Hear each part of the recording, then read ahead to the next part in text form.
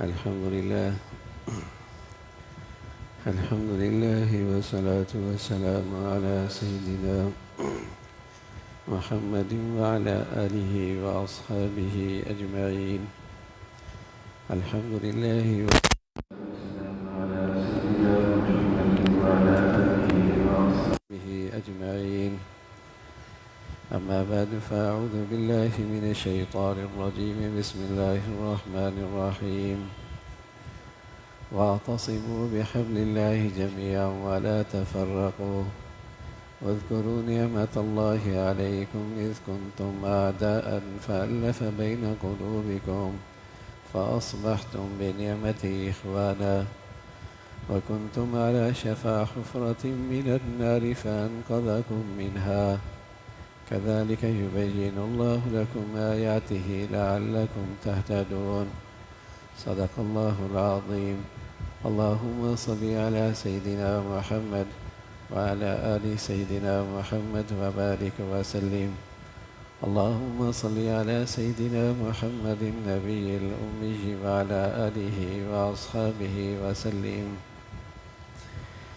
میرے معزز مسلمان بزرگوں، عزیز بھائیوں، اللہ تعالیٰ کسی قوم، کسی ملت کو کوئی اجتماعی نعمت عطا فرمائے تو اس کی بقا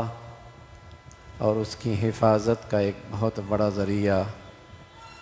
آپس کا اجتماع، آپس کی یکجہتی،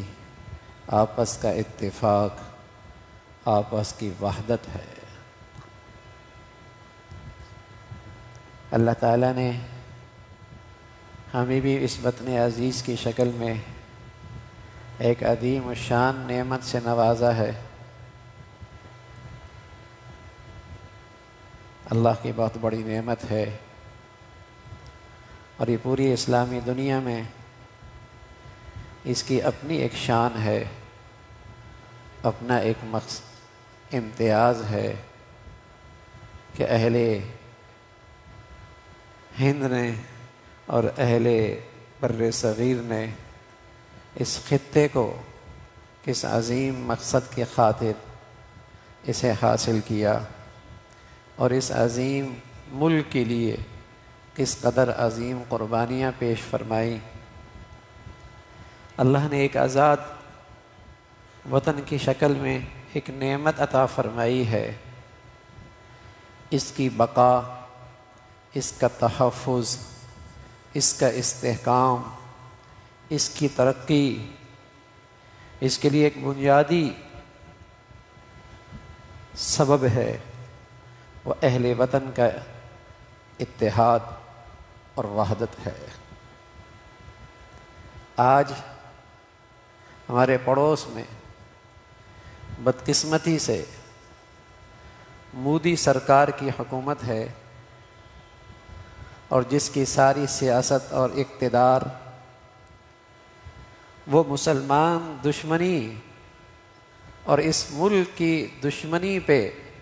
کھڑا ہے۔ جہاں اسے اپنے اندرونی حالات میں رسوائی ہوتی ہے،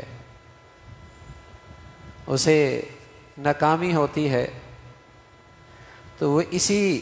ملک وطن عزیز کی دشمنی اور مسلمان دشمنی کا ہتھیار استعمال کرتا ہے،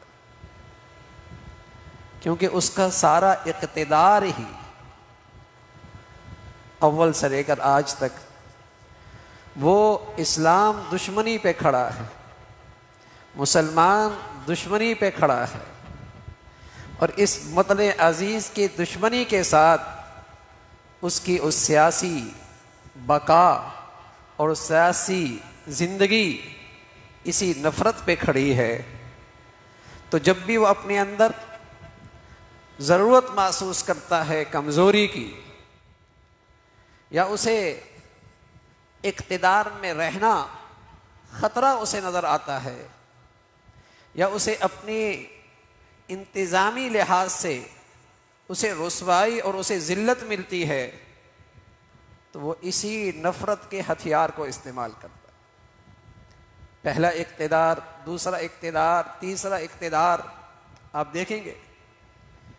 اس نے ہر بار اسی نفرت کے ہتھیار کو استعمال کیا، اور ہمیشہ اس نے موقع سے فائدہ اٹھایا، اور اس نے اپنے پورے ذرائع ابلاغ کو اور اپنی متعصب جو اس کی متعصب اور انتہا پسند جماعت ہے، جس کے اندر مسلمانوں کے لیے، وطن عزیز کے لیے نفرت بیٹھی ہوئی ہے، ایسے موقع پہ اسے کھڑا کر دیتا ہے۔ تو کچھ ایسا ہی چند دنوں پہلے آپ کے علم میں ہے، اور اس وقت وطن عزیز کی سرحدوں پہ کشیدگی اور تناؤ ہے، اور وہ اس نے اپنی وہ جارحیت کا، سنتاس کا جو معاہدہ تھا، اسے سبوتار کرنے کی کوشش کی، لیکن وہ بھول جاتا ہے کہ وطن عزیز پاکستان، یہاں رہنے والے مسلمان ہیں، اور اللہ نے اہل اسلام کو اسلام کا ایک زبردست فریضہ عطا فرمایا ہے، اور وہ فریضہ جہاد ہے، جس میں ناکامی ہے ہی نہیں۔ اس مشرک اور یہودی کو اندازہ نہیں، یا اندازہ ہے تو وہ یہ سمجھ بیٹھتا ہے کہ شاید مسلمانوں کے اندر سے ایمان اور جہاد کی روح ختم ہو گئی ہے، اس لیے وہ فرعونیت کے انداز میں مسلمانوں سے اور وطن عزیز کے بارے میں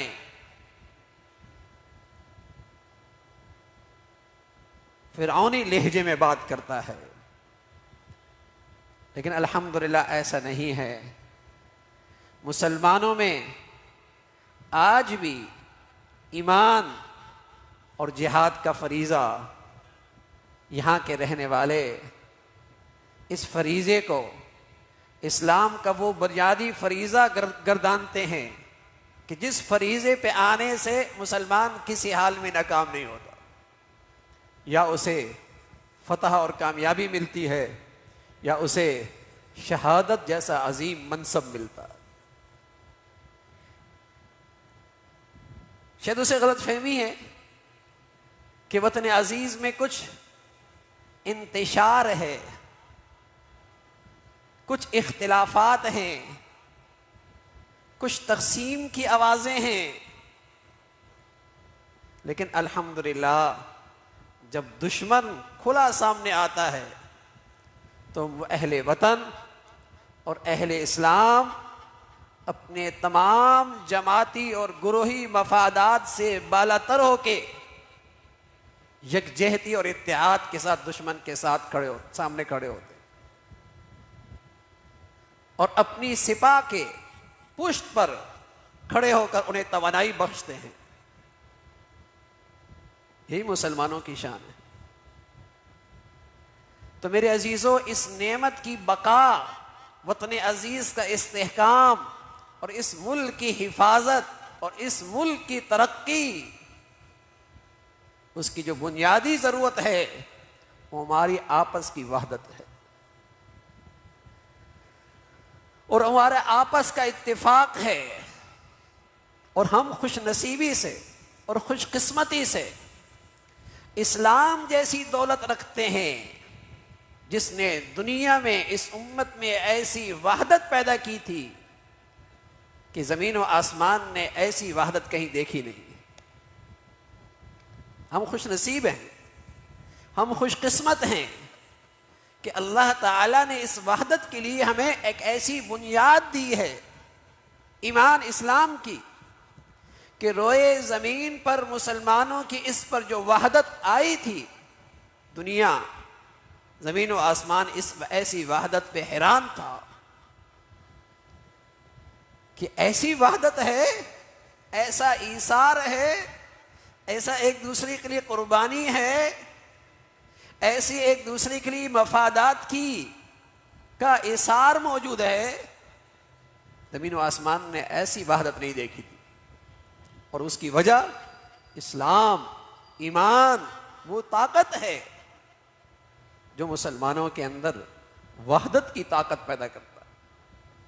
اور اللہ تعالیٰ نے فرمایا یہ تمہاری سب سے بڑی طاقت ہے۔ اس طاقت کے ہوتے ہوئے تمہیں جو ہم نے نعمتیں دی ہیں، اجتماعی نعمت،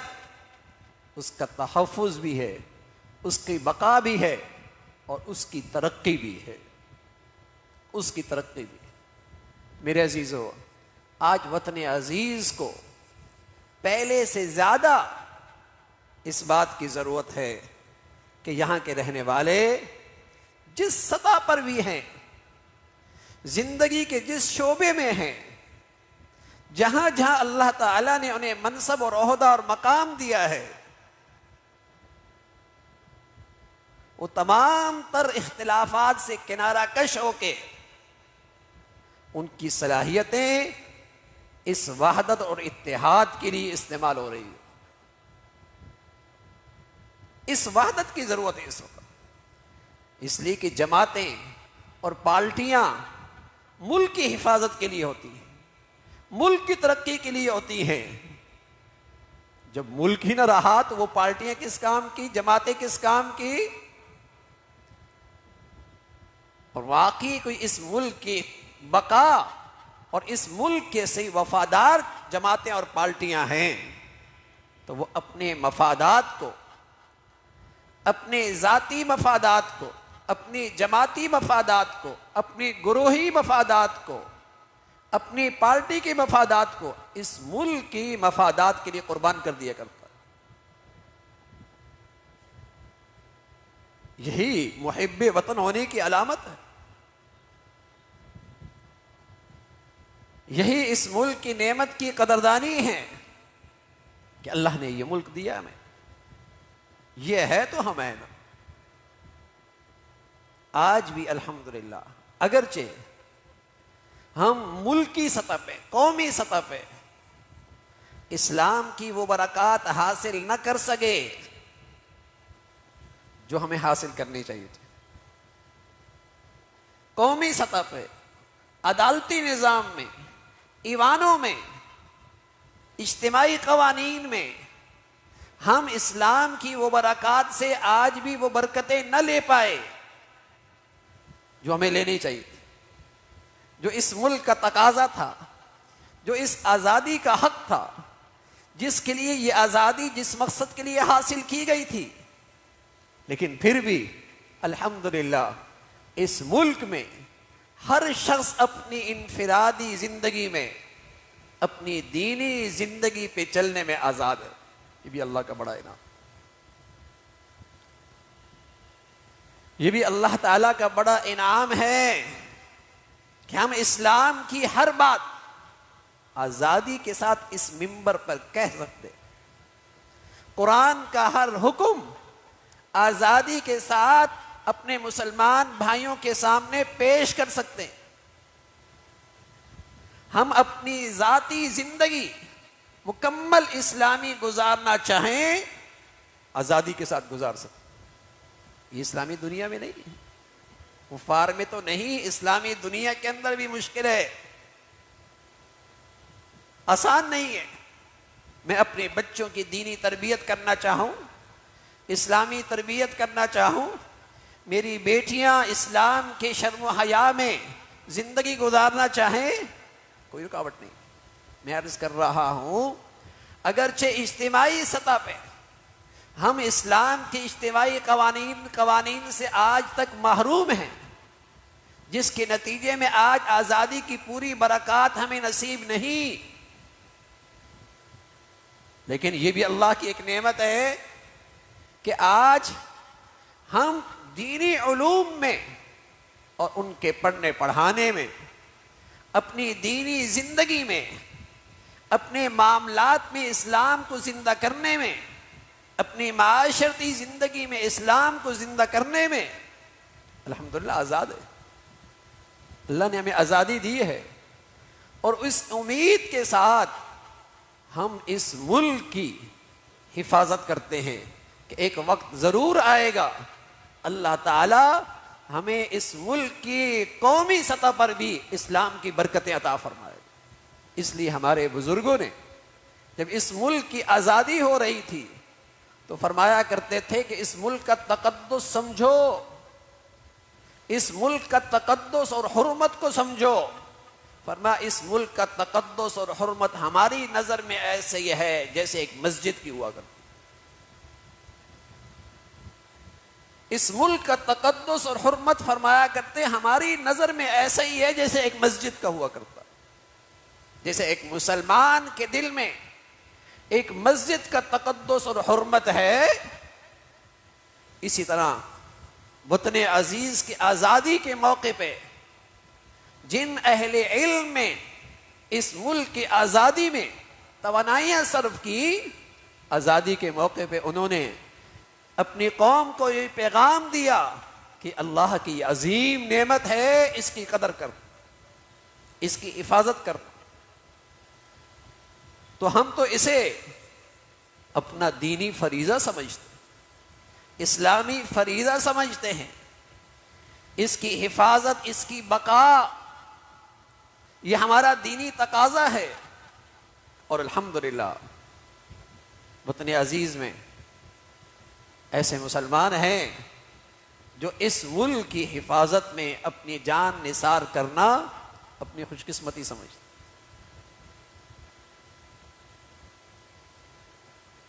آپ کی سپاہ، آپ کی افواج،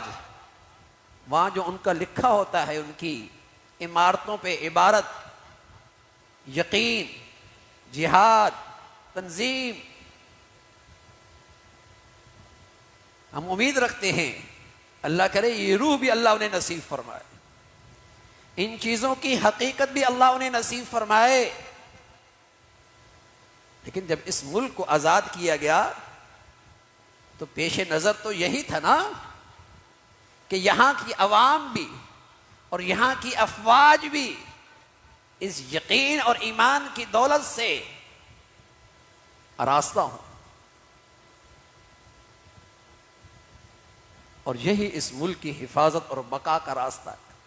تو میرے عزیزو، اللہ نے یہ ملک دیا ہے، اس ملک کی ہمیں قدر کرنی چاہیے، اور ہر آدمی اپنے دائرہ کار میں کس ملک کے لیے سب سے بڑا خطرہ یہ ہوتا ہے، کسی ملک کے لیے سب سے بڑا خطرہ یہ ہوا کرتا ہے کہ جب آدمی اپنے ملکی اور ملتی مفادات کو نظر انداز کر کے ذاتی مفادات اور اغراض کو سامنے رکھے۔ جب ہر شخص اپنی ذاتی اور مفادات اور اغراض کو رکھے گا اور ملت اور ملک کے مفادات کو نظر انداز کرے گا تو وہ ملک اندر سے کھوکھلا ہو جائے گا، اسے دیمک لگ جائے گی، وہ اندر سے کھوکھلا ہو جائے گا۔ یہ مسلمان کی شان نہیں ہے، مسلمان اپنے ملک کے ساتھ ایسی بے وفائی نہیں کرتا، ملک کا دوست ہوا کرتا ہے، ملک کا وفادار ہوا کرتا ہے، اپنے ملک اور ملت کے مفادات کو اپنی ذاتی مفادات پہ ترجیح دیتا ہے۔ یہ ذہنیت مسلمانوں کی نہیں تھی، یہ سوچ مسلمانوں کی نہیں تھی، یہ طرز عمل مسلمانوں کا نہیں ہوا کرتا تھا۔ وہ اجتماعی مفاد دیکھتے تھے کہ ملک کا مفاد کس میں، اگر اس کے لیے مجھے اپنے ذاتی مفاد کی قربانی دینی پڑے، اس کے لیے مجھے اپنی ذاتی پارٹی اور گروہ اور جماعت کی قربانی دینی پڑے، تو میں تو اس ملک کے لیے ہوں، اور یہ پارٹی اور جماعت اور میری زندگی اسی کے لیے تو ہے، قربان کر دیا کرتا ہوں۔ تو میرے عزیزو، اس وقت سرحد پہ کشیدگی ہے، تناؤ ہے، دشمن کی نظریں ہیں، وہ ہر گھڑی اس کے دل میں آپ کا خیال ہے، وہ کسی غلط فہمی کا شکار ہے۔ ہم اپنی اتحاد سے، اپنی یکجہتی سے اور اپنے اتفاق سے اسے ہم یہ پیغام دے سکتے ہیں کہ وطن عزیز کی عوام الحمدللہ ایک طاقت ہے، ایک طاقت ہے، ایک وحدت میں ہے، ایک قوت کے ساتھ کھڑی ہے، اور دشمن نے اگر اسے میلی نظر سے دیکھا تو ماضی اپنا یاد رکھے، ماضی اپنا یاد دیکھے، اور مسلمانوں کی تاریخ دیکھے کہ مسلمان شہادت کے جذبے کے ساتھ جب اس کی افواج اور سپاہ آگے بڑھتی ہے اور اس کی عوام اس کی پشت پہ کھڑی ہوتی ہے تو اللہ تعالیٰ کی مدد اور نصرت آیا کرتی ہے،